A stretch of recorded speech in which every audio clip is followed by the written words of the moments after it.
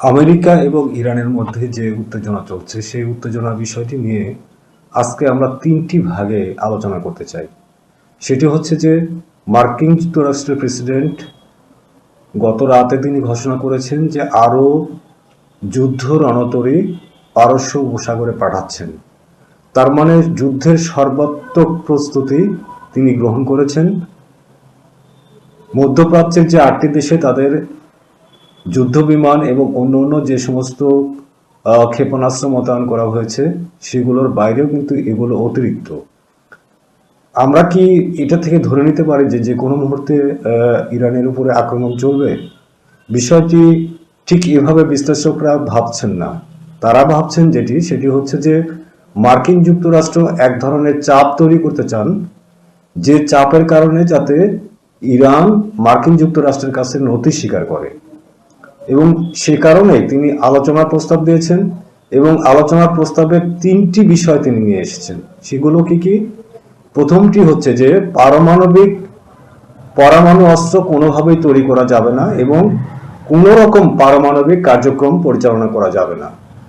2 নম্বর যেটা বলেছেন সেটি হচ্ছে যে সমস্ত ক্ষেপণাস্ত্র, ব্যালিস্টিক ক্ষেপণাস্ত্র এবং মিসাইল তৈরি করেছেন সেগুলো ধ্বংস করে ফেলতে হবে অথবা নিয়ন্ত্রিত করতে হবে। 3 নম্বর, সেগুলোর গতি নিয়ন্ত্রণ করতে হবে, অর্থাৎ তারা যে গতি নির্ধারণ করে দিবে সেই গতির বাইরে কোন রকম মিসাইল বা ব্যালিস্টিক মিসাইল এগুলো তারা রাখতে পারবে না।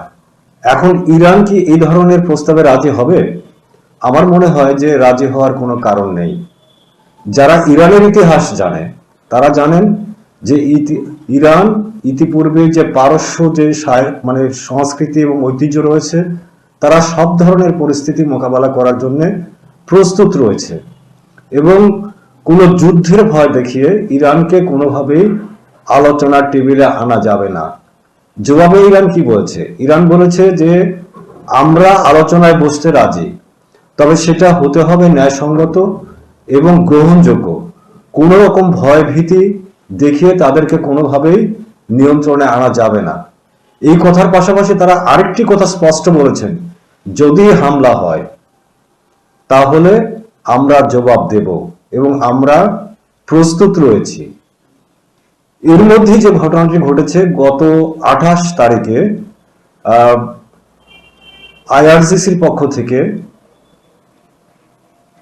তারা পানির নিচে যে মিসাইল যে স্টোরেজ গড়ে তুলেছে এবং বাংকার গড়ে তুলেছে সেটি কিন্তু তারা খুলে দিয়েছে এবং তারা দেখিয়েছে তাদের যে সেখানে মিসাইলগুলো রাখা রয়েছে, সেখানে যে ড্রোনগুলো রাখা রয়েছে, এবং তারা বলেছে যে পারস্য উপসাগরে যে কোনো ধরনের হামলা প্রতিহত করার ক্ষমতা তাদের রয়েছে এবং শুধু প্রতিহত নয়, তারা আক্রমণ করার ক্ষমতাও রয়েছে। পাশাপাশি তারা কি করেছে? তারা হুরমুজ প্রণালী নিয়ন্ত্রণে নেওয়ার ঘোষণা দিয়েছে। হুরমুজ প্রণালী এমন একটি প্রণালী যেখান থেকে 21 মিলিয়ন ব্যারেল তেল, অপরিশোধিত তেল প্রতিদিন বিশ্বের বিভিন্ন স্থানে নিয়ে যাওয়া হচ্ছে। যদি কোনো কারণে যুদ্ধ বেঁধে যায় এবং ইরান এই হুরমুজ প্রণালী বন্ধ করে দেয়, তাহলে গোটা বিশ্বের তেলের বাজারে হাহাকার তৈরি হবে। আপনারা কেউ কি ভাবতে পারছেন যে পরিস্থিতি কোন দিকে যাবে? দ্রব্যমূল্যের দাম আকাশ ছোঁয়া হবে। যুদ্ধ শুধুমাত্র মধ্যপ্রাচ্যের মধ্যে থাকবে না, যুদ্ধের আঁচ ছড়িয়ে পড়বে গোটা বিশ্বে। এরকম অবস্থায় ট্রাম্প কি সেই ঝুঁকি নেবেন? আজকে তুরস্ক মুখ খুলেছেন। তারা কি বলেছেন? যে এই ধরনের আমেরিকার এই ধরনের যুদ্ধংদেহী মনোভাবের কারণে যদি মধ্যপ্রাচ্যে কোনো অস্থিতিশীল অবস্থা তৈরি হয়, সেটা কোনোভাবেই তুরস্ক মেনে নেবে না। কেন মেনে নেবে না তার যুক্তিও রয়েছে।